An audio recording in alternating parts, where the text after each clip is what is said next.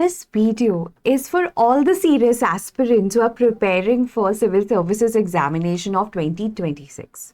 इस वीडियो में हम जानेंगे कि environment और ecology को कैसे ideally prepare करना चाहिए. I have divided this video into 3 parts. Firstly, who am I? Why all of you should listen to me. Secondly, the importance of environment and ecology in Civil Services Examination. And finally, the most important part कि कैसे prepare करना है. तो आइए शुरुआत करते हैं. मेरा नाम है doctor Manmeet. I am a dentist bye graduation. तो साइंस बैकग्राउंड काफ़ी अच्छा है.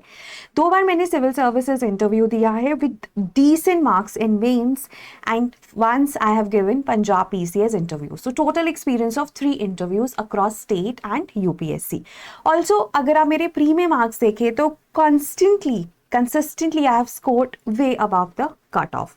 So that means कि I am fully equipped to tell you on how to prepare. Also backed by a lot of toppers जिन्होंने recommend किया है environment and ecology of sleepy classes which is taught by me.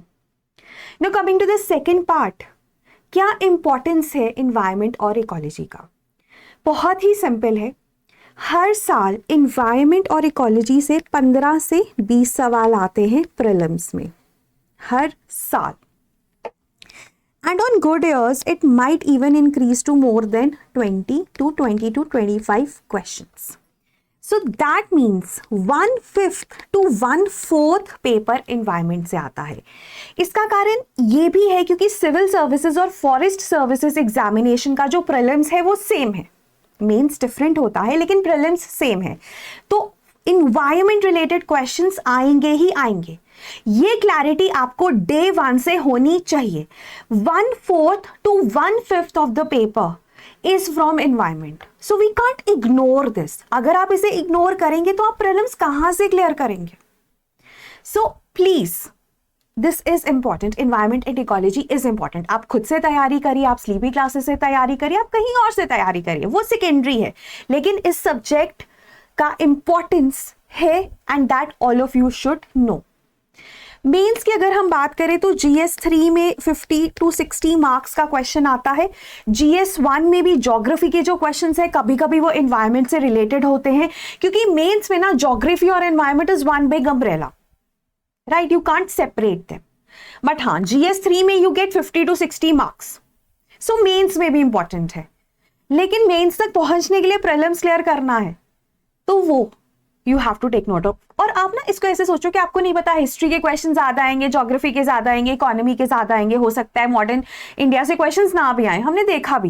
लेकिन environment का sure है कि 15 से 20 सवाल आएंगे ही आएंगे. ज्यादा हो सकते हैं, कम नहीं होंगे. तो क्यों ना प्रिपेयर करें और अपनी प्री को श्योर करें. एंड अब करना कैसे है? देखिए, प्री और मेंस का सिलेबस नोटिफिकेशन में पेज नंबर 30 पे दिया है, उसको एक बार जरूर देख लेना. अब हम एनवायरमेंट और इकोलॉजी की बात कर रहे हैं. हम अपने सिलेबस को 6 हेडिंग्स में, प्री और मेंस के सिलेबस को ब्रॉडर 6 हेडिंग्स में डिवाइड करेंगे. कौन सी? Ecology and ecosystems, right? Environmental pollution, renewable energy and sustainable development, climate change, biodiversity and protected areas, and agriculture. So these are the 6 headings in which you divide your prelims and mains का environment का syllabus combined. अब इनमें हमने क्या क्या पढ़ना है वो आपको डिकोड करना है कि क्या सब टॉपिक्स पढ़ने हैं. that you have to decode. We have decoded that in the PDF of for all the subjects. If you want, please आप comments में ना decode लिख दो, मैं आपके साथ शेयर कर दूंगी. तो once this exercise is done, once you know कि ये 6 टॉपिक्स मुझे environment and ecology के लिए प्रिपेयर करने हैं और ये सब टॉपिक्स है, then you get down to preparing them, right? For instance, आप environment pollution प्रिपेयर कर रहे हैं. For instance, you are preparing air pollution. Now you have to follow a standard source जो आपका ना बेस मटेरियल होगा. Now that could be a book, that could be Shankar IAS, that could be PMF IAS, or that could be Sleepy Classes के notes. Now I can vouch for my notes. So that is like your base material that you have to read to understand the concepts, the foundation, everything. और conceptual clarity के बिना paper clear नहीं होता है. तो ये चीज पे जरूर ध्यान देना कि कॉन्सेप्ट्स क्लियर करने हैं. तो either you follow a book or you follow sleepy classes notes, totally up to you. अब ये अजम्पशन है कि अगर आप आज एयर पोल्यूशन का टॉपिक कर रहे हैं and you want to write 2026 attempt, तो आज तक के एयर पोल्यूशन के जितने भी करंट अफेयर्स हैं वो आपके नोट्स में है. अगर आप बुक फॉलो कर रहे हैं तो you have to manually add those additional current affairs. अगर आप सीबी क्लासेस के नोट्स फॉलो करें तो उसमें होंगे. अब आपने आज एयर पोल्यूशन पढ़ लिया, उसके बाद जो भी करंट अफेयर्स आएंगे related to topic of air pollution वो आपको मंथली करंट अफेयर्स फॉलो करिए. हमारे भी आते हैं, किसी और के भी आप बुकलेट्स फॉलो करिए, न्यूज़पेपर फॉलो करिए, जो भी करें, जो वो करंट अफेयर्स है वो अपने बेस नोट्स में ऐड कर लीजिए. वो करना पड़ेगा आप, ठीक है. अगर हम भी मंथली करंट अफेयर्स आपको करवाते हैं तो एयर पोल्यूशन में जो भी करंट अफेयर्स होंगे we have taught you, now you have to add them in your notes, right. So those would be your base notes. उनको आपको बार बार पढ़ना है, उनको हम काम करेंगे शॉर्टन करने का, but those are your base notes. So once your notes are prepared, either you following Sleepy classes के पीडीएफ, तो आप उसी पे अंडरलाइन करके पढ़ो, उसको दोबारा रेप्लिकेट करने की जरूरत नहीं है. बुक से हाँ एक बार बनाना पड़ेगा क्योंकि बुक्स बहुत बल्की होती हैं, है ना. तो that is that. Once you are sorted with your notes, the base notes, the primary notes, कुछ भी आप कह सकते हो, उसके बाद आपको सॉल्व करने हैं MCQs, practice MCQs from the topic of air pollution and mains के questions from the topic of air pollution. ठीक है, ये आपको करना है, खुद करना है. Then once you are done with this, then you do the PYQs of both prelims 2011 onwards and mains 2013 onwards of the topic of air pollution. ये आपको इजीली मिल जाएगा. PYQs में क्यों बाद में बोल रही हूँ, क्योंकि ना PYQs थोड़े से टेक्निकल होते हैं, एप्लीकेशन ऑफ नॉलेज ज्यादा होती है. तो once you are done with the basic level of MCQs, then you can move to the PYQs. But एक बार जब ये एक्सरसाइज आप कर लेते हो, you have your notes ready, you have done your practice MCQs and the mains questions and you have done your PYQs, then that topic is complete. उसके बाद फिर महीने दर महीने करंट अफेयर्स आप उसमें अपडेट करिए. अगर आप न्यूज़पेपर पढ़ते हैं तो डेली हो सकता है कि there could be a month जब कोई रेलेवेंट करंट अफेयर ही नहीं था, है ना, तो वो चीज हमें करनी है. So you have to do this for all the topics. And then one thing also you have to understand कि जब हम ये नोट्स बना रहे हैं, these are your primary notes, these are your base notes, इनको आप रिवाइज करिए. इनको आपको कम से कम 3-4 बार रिवाइज करना है. उसके बाद ना हम आते हैं शॉर्ट नोट्स पे.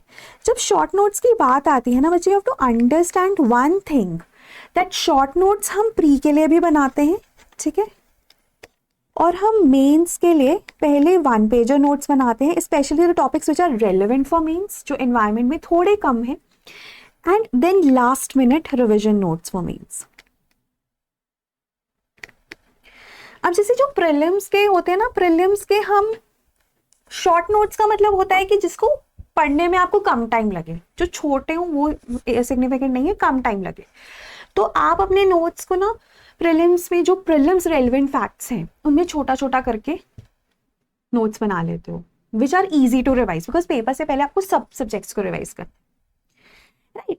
मेंस के लिए वो एक्सरसाइज थोड़ा डिफरेंट होता है, क्योंकि मेंस में एक तो हम 1 पेजर नोट्स बनाते हैं जो हमें मेंस के आंसर्स लिखने में, इंटरलिंकेजेस बनाने में बहुत हेल्प करता है. तो एयर पोल्यूशन आपका टॉपिक है, वो पूरा टॉपिक जो मेन रेलेवेंट कंटेंट है ना, एक A4 शीट में आपको समाना है. एंड उसके बाद just for the last minute you make very short notes जिसमें सिर्फ फैक्ट्स होते हैं जो आप मेंस में लिखोगे, या जो चीजें आप भूलते हो वो आप लिखोगे. तो ये नोट मेकिंग का रहता है. And revision is very very important, because revision के बिना पेपर क्लियर नहीं होगा. ये सबके लिए, सारे सब्जेक्ट्स के लिए रेलिवेंट है. तो you have to do multiple times revision. एक बार आपने एक टॉपिक या एयर पोल्यूशन वीकली रिविजन कर सकते हो, सब्जेक्ट खत्म हो गया तो आप रिविजन कर सकते हो, टेस्ट देने से पहले रिविजन कर सकते हो, फिर जनवरी ऑनवर्ड्स तो आप मल्टीपल टेस्ट दोगे, तो उससे पहले हम जो टॉपिक हमें भूल रहा है बस उसका रिविजन करके भी चल जाता है, क्योंकि ऑलरेडी आप इतनी रिविजन कर चुके होते हो. तो मल्टीपल टाइम्स रिविजन भी करना है, but that is true for all the subject. Test also is true, giving test is also true for all the subjects, but for environment I think I have clarified कि ऐसे आपको prepare करना है. बाकी अगर आपके कोई भी डाउट्स हैं, कोई भी कंसर्न्स हैं, आप कमेंट्स में बताइए, मैं उनको एड्रेस करूंगी. अगर आपको एकदम डिटेल स्ट्रैटेजी चाहिए तो प्लीज स्ट्रैटेजी कमेंट करना, मैं डिटेल स्ट्रैटेजी आपके साथ शेयर करूंगी कि एक एक टॉपिक में क्या क्या इंपॉर्टेंट है. And last में, if you want to go for environment and DM course, so that is also available at our website. अगर आपको लगता है ना बाकी सब्जेक्ट्स आपके सॉर्टेड है, एनवायरमेंट और डीएम प्रॉब्लमैटिक है, तो 48 आवर्स में हम कोशिश करते हैं कि पूरी एनवायरमेंट और DM with static and current affairs cover कर दें, along with sectional test and current affairs, monthly current affairs also. Right, so you can enroll. The link is given in the description. So that was all from my end. Thank you so much. Have a nice day and all the best.